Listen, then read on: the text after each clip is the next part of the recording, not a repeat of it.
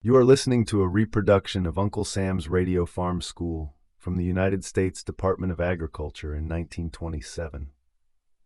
Disclaimer: do not assume content reflects current scientific knowledge, policies, or practices. This broadcast was aired on the 5th of January 1927. Before we start the program, the original lecture book is posted in the link below. You will find today's lesson on page 104 of the document. Suppose we all have a little stretch while the professor winds up for the next 5 minutes talk on chicken mites. If there is anyone in the audience that has not yet enrolled in the United States Farm School and been placed on the U.S. Department of Agriculture's mailing list for the 216 printed radio lessons, we especially urge that he do so at once. The large demand for these 24 booklets makes it advisable to not delay your request.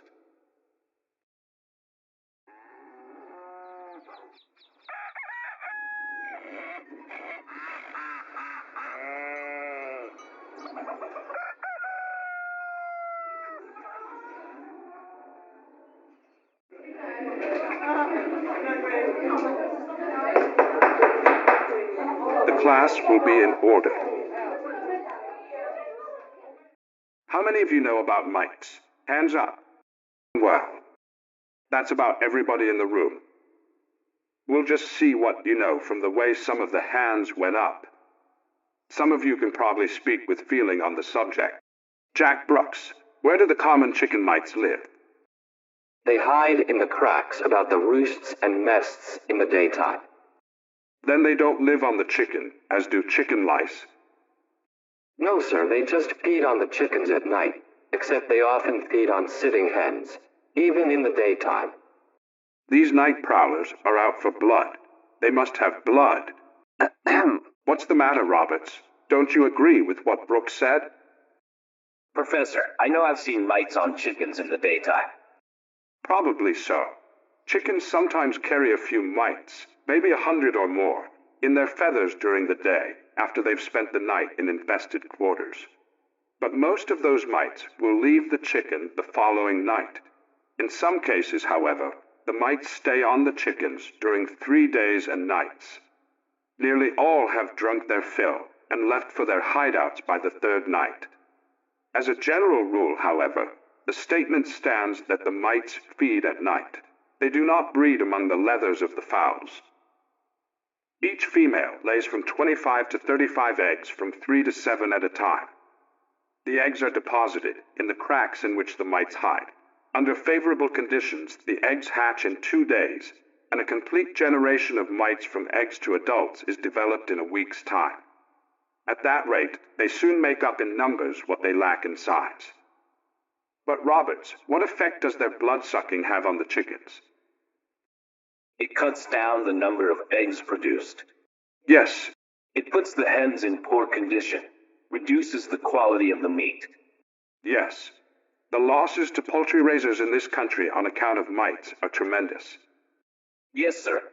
They got so bad in my hen house last year, they killed a lot of my hens. I found a couple of sitting hens dead on the nest. And I lost several settings of eggs by hens quitting their nests. You could just see chickens all around getting droopy and weak.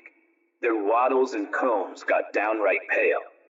When thousands of mites get to sucking the blood of a hen, it's bound to cause trouble. Their habit of hiding in the cracks of the hen house makes them hard to get at. Wilder, what would you do in the case of a heavy mite infestation like that? I never have much trouble with them. I give my hen house a good whitewashing now and then. I put about 1 pint of crude carbolic acid to each gallon of whitewash. Well, that's a good way to control them when the poultry houses are well cared for, and the mites don't get a good start. But when the premises become badly infested, it's best to spray the buildings with the wood preservative known as carbolinium, or with crude petroleum. In heavily infested houses, the mites are to be found in all parts of the buildings, including the roof. The spraying should be done with a force pump, so that the mites hidden deep in the cracks will be reached. Professor, will one spraying finish all the mites? If it's thorough, often it will. but it is usually better to also apply carbolinium or crude petroleum to the roosts and nests occasionally with a brush. Give the treatment in the morning, so the material will have time to dry into the wood before the chickens go to roost. And speaking of roosts, put up new ones if the old ones furnish many hiding places for mites. And in putting them up, never nail them to the side of the building. Fix them so they can be taken out easily.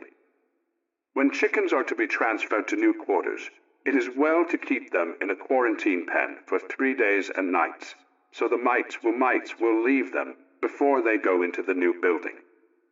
The roosts in the new building and in the quarantine cage should be treated in order to destroy any mites which have left the chickens. Next week, I want you all to come prepared to recite on rats and skunks and common two-legged chicken thieves.